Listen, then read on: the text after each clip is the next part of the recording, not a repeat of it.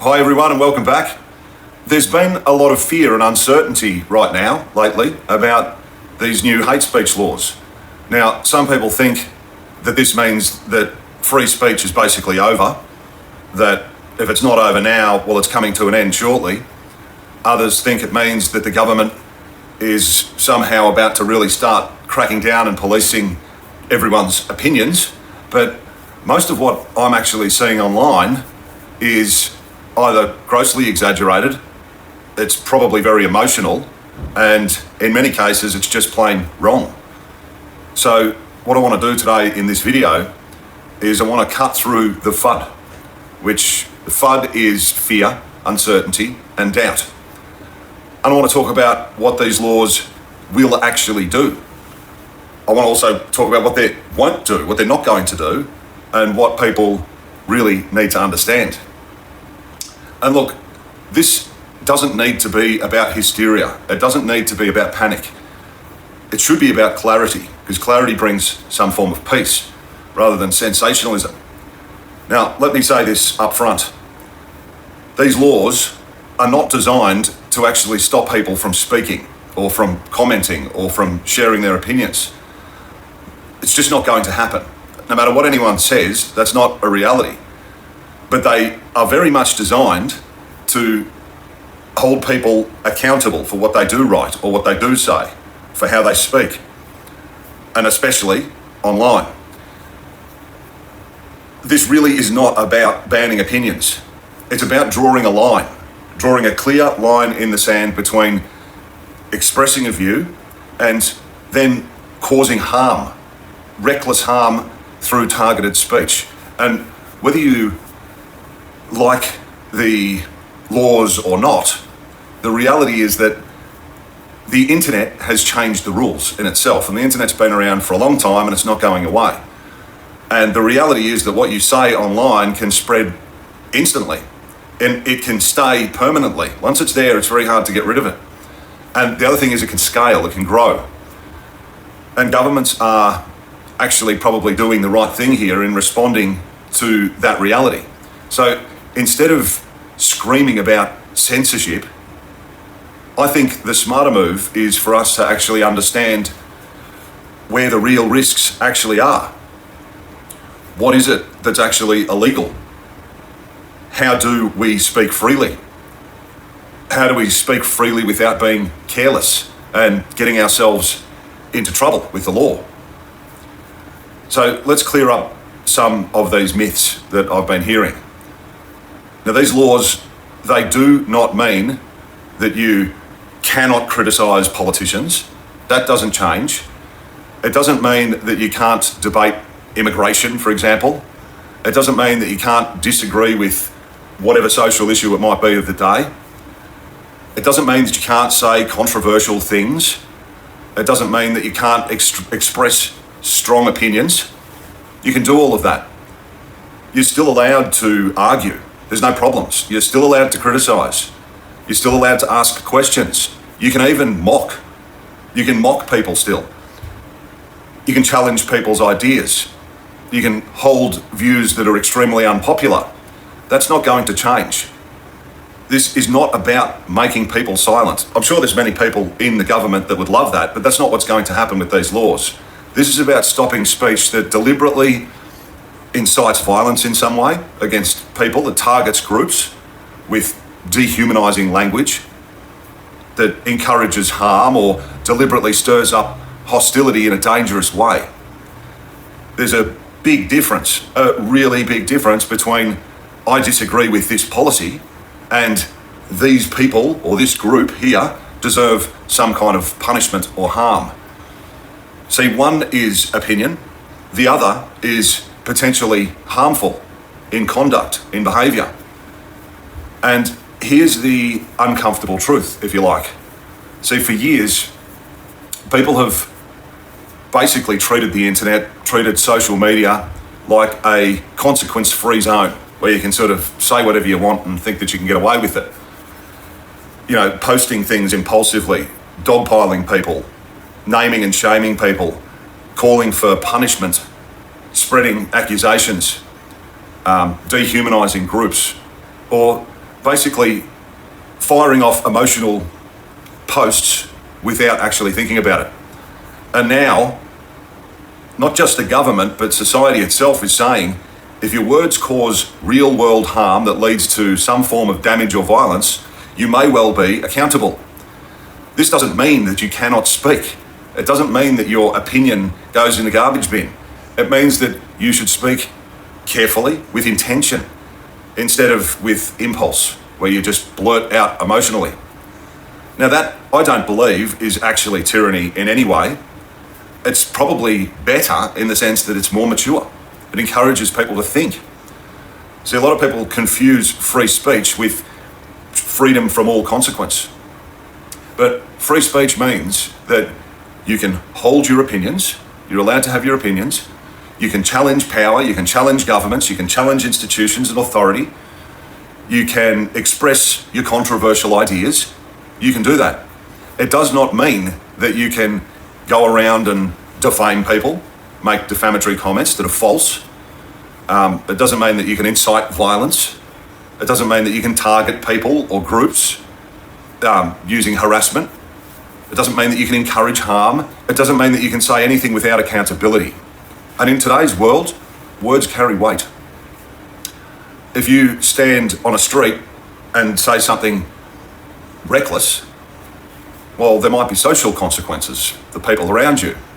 Now, if you publish it online to thousands of people, the consequences can scale. And that's just a reality. That's how the internet works. That's how social media works. And like I said earlier, that's not going away. So here's the practical takeaway, especially for anyone who does make comments or post online, whether it be YouTube or Instagram or Facebook. You are still allowed to speak. It doesn't matter. These laws are not going to stop anyone from speaking. But you should be much more precise, much more intentional, and a little bit more responsible if you're not already. So instead of saying something emotionally loaded or aggressive, maybe just stop for a second and ask, is this criticism or is it attack? Am I targeting ideas or am I targeting specific people or specific individuals?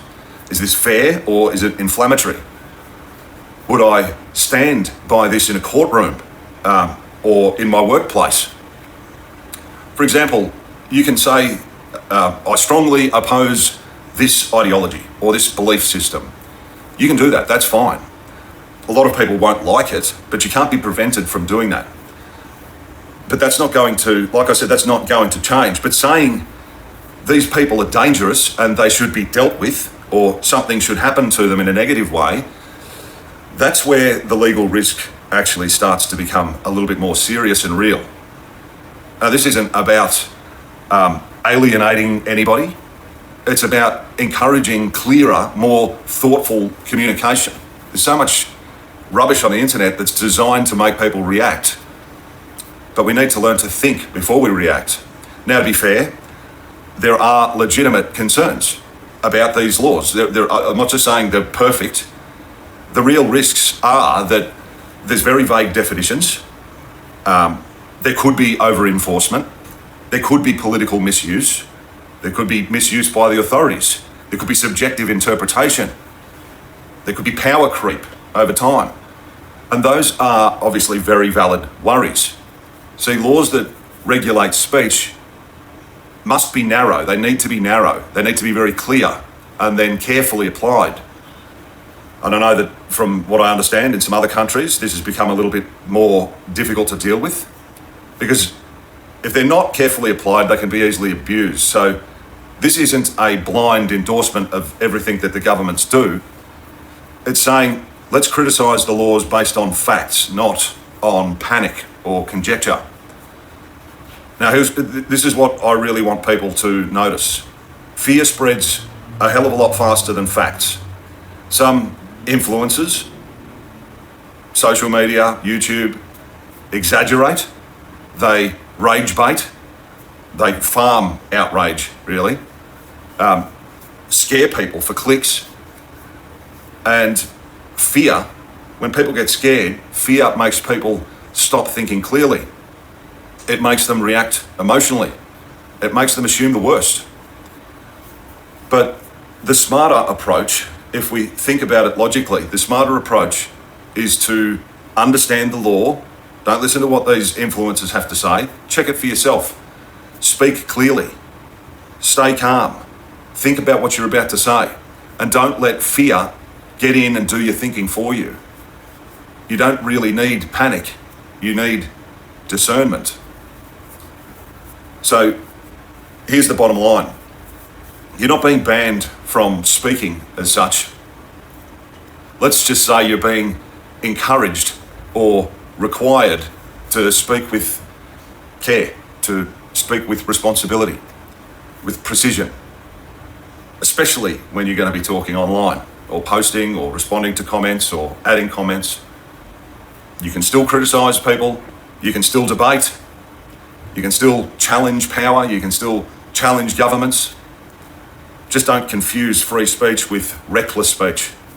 And instead of reacting out of fear and thinking, oh, that's it, free speech is done, we're never going to be able to speak again, let's stay grounded in facts. Let's try and stick to reality here rather than in hysteria.